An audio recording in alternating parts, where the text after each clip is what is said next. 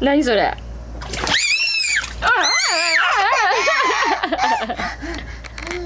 Hi, this is Bravery's channel. I'm Naomi, and this is Mama. Ray. Mama. Ray. Mama. Ray. Mama. はい。レイレイズジャーナルです。今回はレイがここにいないんです。なんでかっていうと、今11時半にもうなってます。11時半になっちゃってもう寝ちゃったから、今回は私だけで撮ってます。今回の動画は今まで、123つ動画上げてきたんですけど、その動画に毎回ちょっとずつ発作とか、レイの病気こんなんなんですみたいな話入れてたと思うんですけど、その病気についてやっと説明する時が来ました。というか、どういうふうに説明したらいいかちょっと分からなくて悩んでて、こんだけ時間かかりました。ドラベ症候群。ドラベ症候群という病気です。で、今回は箇条書きみたいにドラベ症候群について15の項目に分けて一個一個を説明していこうかなと思っています。で、ちょっと2つ注意点があるんですね。1つ目は、私病気の専門家とかじゃないので、詳しいこととかまだわからないこととかたくさんあります。なので説明不足になるかなと思います。なので、見ていただいた方で、いやちょっとその説明足りてないやろとか、ここどういう意味とかいうことがあったら、どんどんコメントとか Facebook もしてるので Facebook のところにコメントくれたりしたら嬉しいです。でそれで、修正したり、その質問もしいただけたら質問に対して返したりとかできたらいいなと思ってます。で、2つ目なんですけど、ドラベ症候群の患者っていうのは個々に持ってる症状がすごく違うんですね。発作が形違うし、薬の種類も違うし、発達の仕方も違うし、だから今回の動画は例を通してみたドラベ症候群についてお話ししようと思います。なので項目で例の場合はとかいう風にして、ちょっと例の話を挟んでいこうかなと思っています。では始めます。その前に、もしもこの動画を見て、こういう病気なんだとか、初めて知ったとかいうことがあったら、ぜひここのいいねボタンを押してください。お願いします。はい、まず1つ目、難治性転換であるです。じゃあ難治性転換、難しい言葉続きますね。転換って何って思う人いらっしゃるかなと思うので、少しだけ説明をします。簡単に言ってしまえば、転換っていうのは脳の疾患です。脳の中にはニューロンっていう神経細胞が張り巡らされてるらしいんですけど、その神経細胞ニューロンを常に電気信号が通ってるらしいんですね。でその電気信号のバランスがちょっと崩れることによって、いわゆる発作っていうのを起こすそうなんです。でその発作を繰り返し起こす病気を転換と呼ぶそうです。で転換と診断される人っていうのは100年に1人もいるそうなんです。すごく多いですよね。でもう一つびっくりすることは、転換は誰にでも起こりうる病気なんです。大人になってからも起こるそうなんです。びっくりしますよね。でその転換の中でも難治性転換というのはどういう意味かっていうと、薬によって発作がコントロールされない転換のことを難治性転換というそうです。長くなりましたが、ドラベ症候群について1つ目は難治性転換であるということを覚えておいてください。はい、じゃあ2つ目は、2から4万人に1人の確率で発症する病気です。なのでとっても珍しいから知らない人が多いです。3つ目は 80% のドラベ症候群の患者に遺伝子の異常が見られます。4つ目は1歳未満の正常な乳児に発症します。正常な乳児に発症するっていうことは、それまで生まれた時も元気やし、何ヶ月、1ヶ月2ヶ月3ヶ月とかもすごく元気に普通に成長していきます。問題もない、何にも問題もなく。で突然ある時発作を起こすっていうことなんです。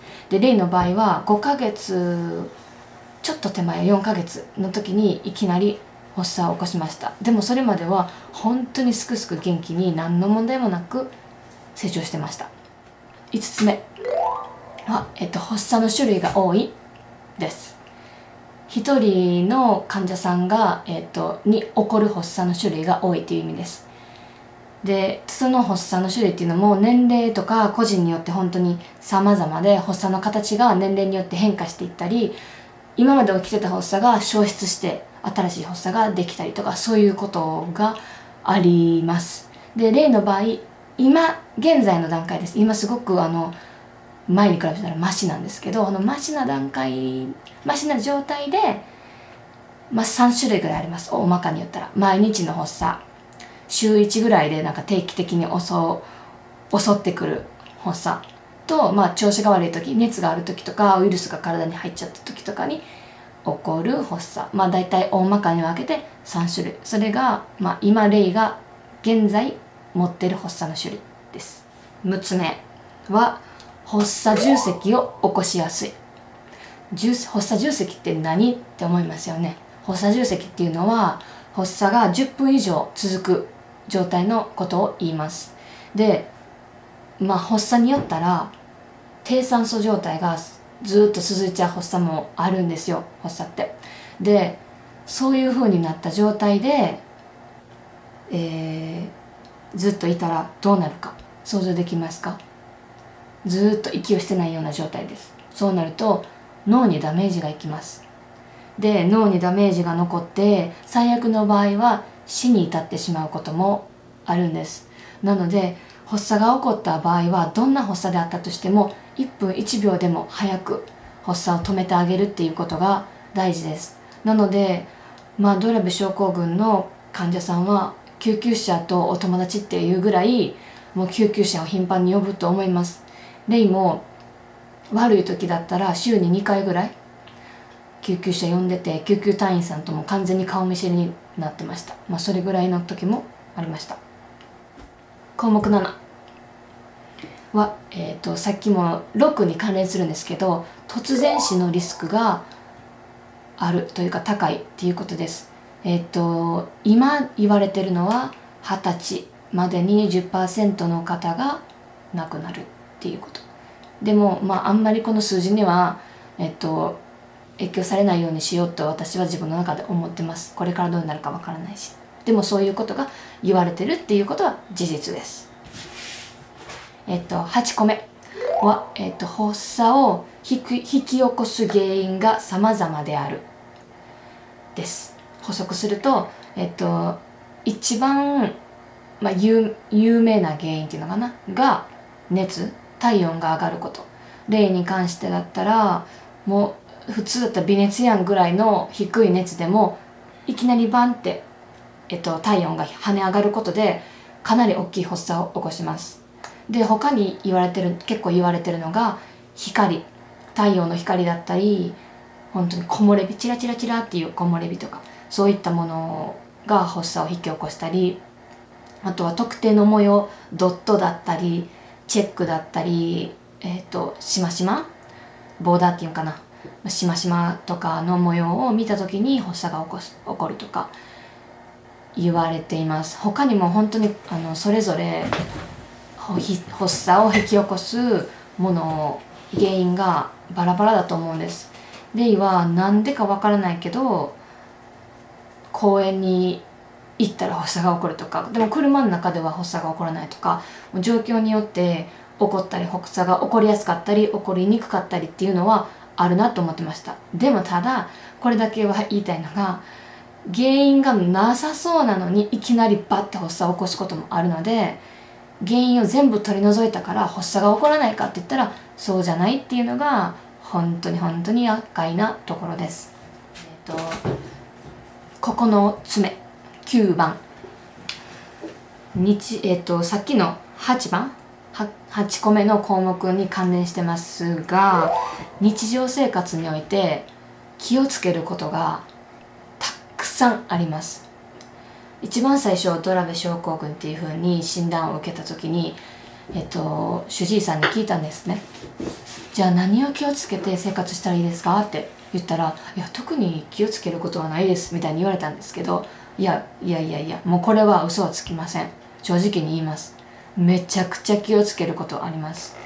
まあ毎日のことで言ったら、入浴、お風呂に普通の子が入ってるような温度設定のお湯に浸かって入っちゃったら、もう一発アウトくらい発作を起こします。なのでもうお風呂が怖いなと思ってから、うちの家ではもう基本結構シャワーのことが多いかなって思います。まあたまにぬるい温度でお風呂を入れてあげることもありますけど、とか、あとはまあ夏ですね。夏の外の気温で体温が上昇しちゃって発作も起こすから、夏外に行く時はすごく気をつけます。もう言ってたらキリがないので、もうこれぐらいにとどめますけど、とにかく日常生活で気を張って生活しているのが現状です。10個目は治療は、薬物療法か食事療法が主です。外科的な、例えば手術とかそういうのもあるみたいですけど、まあ稀みたいです。で、レイの場合は食事療法とかはまだ始めてなくて、お薬で主に発作を起こらないようにコントロールするっていうんですけど、発作をコントロールするように今の段階ではしてます。で、お薬本当にいろいろ今まで飲んできて、今現在は4種類のお薬を飲んでます。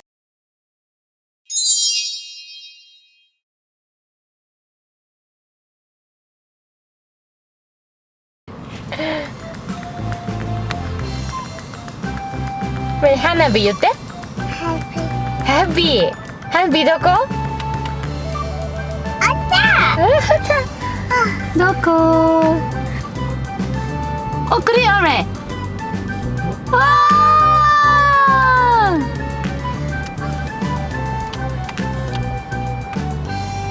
ー。見てよ。見てないやん。